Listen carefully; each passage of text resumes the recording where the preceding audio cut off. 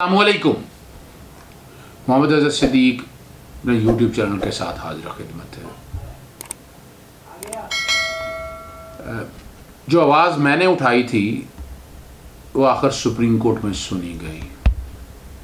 6 फरवरी को horse trading को रोकने के हवाले से तफसीली खत बैकग्राउंड पे वो चल रहा होगा। 6 फरवरी का हॉर्स ट्रेडिंग को रोकने वाला एक हाई पावर्ड कमेटी यानी इलेक्शन कमीशन को जागने के लिए कहा था।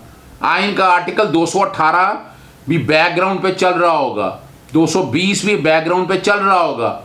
इलेक्शन कमीशन नालायक का लफ्ज नहीं मैं कह रहा, नाकाम हो गया हुआ।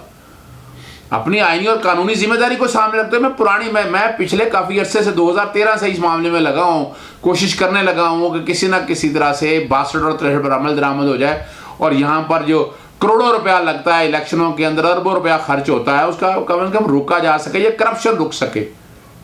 और उसमें जब मैंने कमेटियाँ बनाने का कहा तो मैंने कहा था नैब, FIA, anti corruption, SCCP, IB, ISI, MI, इन सब लोगों को डाले। और तो वीडियो आ गई थी। उसके बाद लाहौर हाईकोर्ट में मैंने रिट दायर की थी। लाहौर हाईकोर्ट ने कहा कि ये मामला इलेक्शन कमीशन ने देखना है, लेकिन इलेक्शन कमीशन तो सोया हुआ है अभी तक। आप देख लें, आप अभी तक तो जागा ही नहीं है इलेक्शन कमीशन। और शुक्र अल्हम्दुलिल्लाह कि सुप्रीम कोर्ट ने इस सारे मैटर को सामने रखते हुए चीफ इलेक्शन कमिश्नर और तमाम अरकान को साथी हैसियत में तलब कर लिया। इलेक्शन कमीशन सेनेट इंतखाबात की स्कीम भी तलब कर ली है। और सेनेट इलेक्शन चाहे खुफिया हो मगर शिकायत पर जांच तो होनी चाहिए ना, ये यूसी साहब ने भी कहा है। और इसीलिए चीफ इलेक्शन कमिश्नर को बुलाया, कुछ सवाल करना चाहते हैं। और करप्शन या करप्ट प्रैक्टिसेस की रोकथाम इलेक्शन कमीशन की जिम्मेदारी है, ये आइन का आर्टिकल 218(3) कहता है। और कमाल की बात है कि हमारे यहाँ ना पार्लियामान ने उस तरह कोशिश की, ना हमारी सियासी जमातों ने। वो सियासी जमातें सारे गंद का हिस्सा हैं। पहले देखा हमने खरीदो फरोख्त। अभी आप देखें ना, अगर इमरान खान चाहते हैं कि ओपन और आइडेंटिफाइबल वोट से इलेक्शन हो तो तमाम सियासी जमातें जो PDM में वो खिलाफ हो गई हैं, वो इकट्ठी हो गई हैं, वो चाह रही हैं ये करप्शन जारी रहे। वो जो मर्जी बातें करते रहें, हमसे पूछा नहीं गया, तरमीम में नहीं लाया। भाई पूछा गया या नहीं पूछा गया, आप इस बात को छोड़ें, बात बड़ी सीधी सी है। इसमें आए इकट्ठी हों, बल्कि आपको तो आगे खुद कहना चाहिए कि नहीं जी हम तैयार हैं, लेकिन नहीं। और हम ये सारा कुछ देखते हैं। और मैं बार बार कह चुका, अदालत ने भी आज कहा है कि पार्लियामेंट कानून बनाती है और अदालतें तशरीह करती हैं। ये अटॉर्नी जनरल साहब ने आर्गूमेंट देते हुए कहा। और माजी में अदालती अहकामात की रोशनी के मुताबिक इलेक्शन कमीशन को इख्तियार देते रहे। और अदालत का भी ये कहना है कि साफ शफाफ इलेक्शन जो कराना है ये इलेक्शन कमीशन की जिम्मेदारी है। और इस लिहाज से इलेक्शन कमीशन इख्तियार है। और अटॉर्नी जनरल साहब ने ज़रा और भी चीज़ें क्लियर की हैं कि ओपन बैलेट में वोट खुफिया तौर पर ही डाला जाता है। और मैं भी क्लियर हूँ, आज सुप्रीम कोर्ट ने भी इस बारे में बड़ा क्लैरिटी के साथ कहा कि इलेक्शन कमीशन जो है ना, अमल से करप्शन के खात्मे के लिए कुछ भी कर सकता है और शफाफ बनाने के लिए हर लिहाज से बाख्तियार है। अब ये सारा जो है ना, कई सवाल उठे हैं कि इंतखाबात वाले रूल्स का सेनेट इंतखाब पर इतलाक क्यों नहीं होता। ये भी सुप्रीम कोर्ट के एक जज साहब की ऑब्जर्वेशन थी। और आम तासुर ये है कि सेनेट इलेक्शन में करप्शन होती है। ये बात सही है, अब इसमें कोई दूसरा डाउट है नहीं है कि मैं ये बैठ के बात करूं। और अब देखें ना, आम इलेक्शन में भी जो है ना, जब वोट पे रिकाउंटिंग की बात होती है, एतराज़ात आते हैं, तो वो बाकायदा इलेक्शन कमीशन जो है वोटों का जायज़ा लेता है। ये जस्टिस जाहिद अफरीदी साहब ने कहा था। और खुफिया वोट का इतलाक सिर्फ वोट डालने तक होता है, उसके बाद देखा जा सकता है। लेकिन इलेक्शन कमीशन के वकील साहब या इलेक्शन कमीशन का एतराज़ ये था कि डाले गए वोट को आइन के आर्टिकल 226 के तहत तहफ़्फ़ुज़ हासिल है।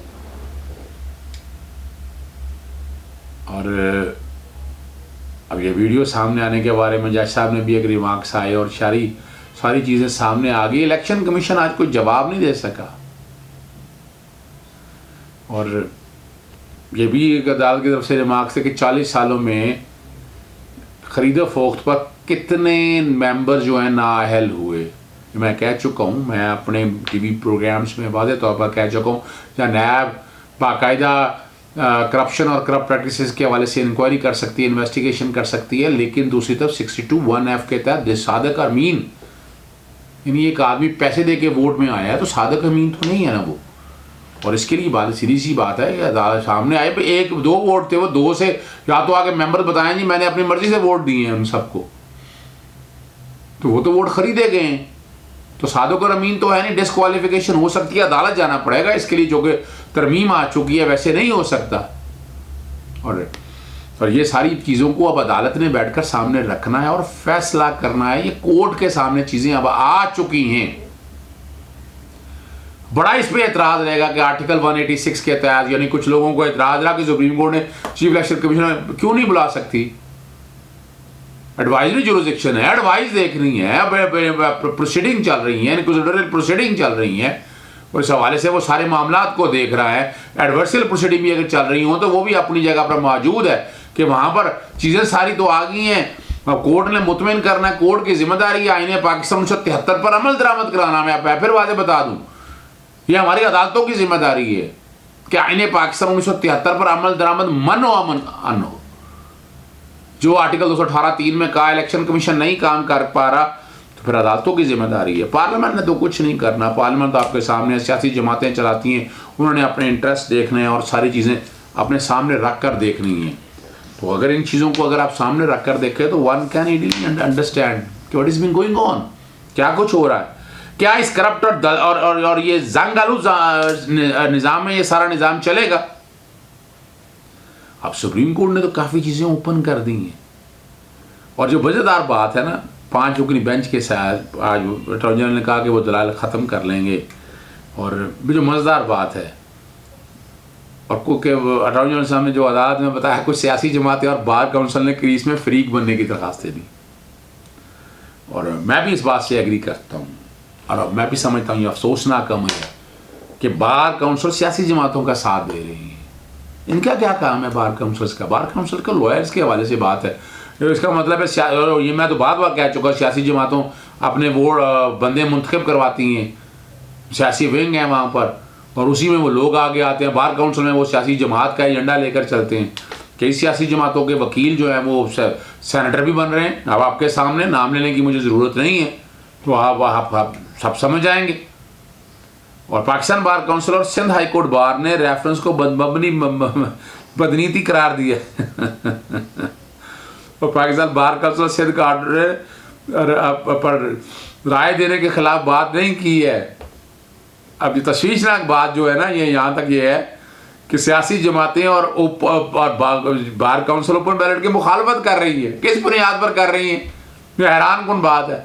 वो फिर सियासी एजेंडा चल रहा है ना सारा, इन जब चीज़ों को देखें। और अटॉर्नी जनरल साहब ने भी लफ्ज़ कहे कि बार काउंसिल का मौक़िफ़ सुनकर शदीद मायूसी हुई, मुझे भी मायूसी हुई है, बहुत से वकीलों को जो प्रोफेशनल वकील हैं उन सबको मायूसी हुई। और इस पर चीफ जस्टिस साहब ने रिमार्क्स दिए कि बार काउंसिल का मौक़िफ़ आज़ादा ना होना चाहिए, ना कि सियासी जमातों वाला। बार काउंसिल जो है ना, ये माजी में अगर देखा जाए कानून की हुक्मरानी और आइन की बालादस्ती की बात करती रही, और अटॉर्नी जनरल ने कहा बार काउंसिल से मैं कहूँगा कि अपने मौक़िफ़ पर नज़रसानी करे। और पाकिस्तान और सिंध बार काउंसिल जो है ना, सियासी जमातों के साथ मिल गई है। अब ये तो अब सारा कुछ हम देख रहे हैं, ये वो अनोखी चीज़ नहीं है कि हम सारा मामला देख रहे हैं कि जैसे काजी फाइज साले मामले में बिला वजह सियासी बनाया जा रहा है, उसको अदलिया की आज़ादी के साथ जोड़ा जा रहा है। भाई मामला बड़ा सीधा सा है, मनी ट्रेल देना है, उस पर परेशानी किस बात की हमारी बार काउंसिल्स को। और जो बातें आगे चल रही हैं, और कमाल की बात है कि बार काउंसिल ने अपनी करारदाद जजेस को भी भिजवाई हैं। और ये जस्टिस जावेद हसन कहाँ है? काम बिल्कुल बात, रिमार्क्स अच्छे थे, सही दिए। मुकदमा सुनने वाले जजेस को करारदाद भिजवाना प्रोफेशनल रवैया नहीं है। और ये भी वाजे करना होगा कि बार काउंसिल का काम कहाँ ख़त्म होता है और अदालत का काम कहाँ से शुरू होता है। और अब कमाल की बात है कि बार काउंसिल को सबसे ज़्यादा ख़तरा सेनेट में ओपन बैलेट से है। ये अटॉर्नी जनरल साहब ने रिमार्क्स दिए हैं, लेकिन उन्होंने एक अच्छी बात की है कि जमहूरियत की बका शफाफ इंतखाबात में है। जस्टिस उमर ताबिन दयाल साहब के भी बड़ा वाज़े तौर पर रिमार्क्स है कि पार्लियामेंट ने सेनेट इलेक्शन ओपन बैलेट से कराने की तरमीम नहीं की, और इसीलिए अटॉर्नी जनरल साहब ने क्लियर किया कि यहाँ अदालत में तशरीह के लिए आए। आज की हियरिंग से जो लग रहा है, जो बात मैं समझ पा रहा हूँ, जो मुझे समझ में आ रही है कि अदालत शायद ओपन बैलेट की तरफ ना जाए, ओपन बैलेट या आइडेंटिफाइबल वोट की तरफ ना जाए। इलेक्शन कमीशन को बुलाना, चीफ इलेक्शन कमीशन को बुलाना, इलेक्शन के मेंबरान को बुलाना, मेरा ख्याल है इस तरफ जा रहा है कि हम करप्ट प्रैक्टिसेस, हॉर्स ट्रेडिंग, ये कैसे ख़त्म हो। इलेक्शन कमीशन अपना आइनी और कानूनी इख्तियार कैसे इस्तेमाल करता है, और देखना ये है, क्योंकि वजह ये है टाइम कम है। मैं तो पहले भी कह चुका था, ऑर्डिनेंस भी आ चुका है, ऑर्डिनेंस में भी उन्होंने सब्जेक्टिव लेजिस्लेशन, कंडीशनल लेजिस्लेशन की है, कंडीशनल लेजिस्लेशन की है।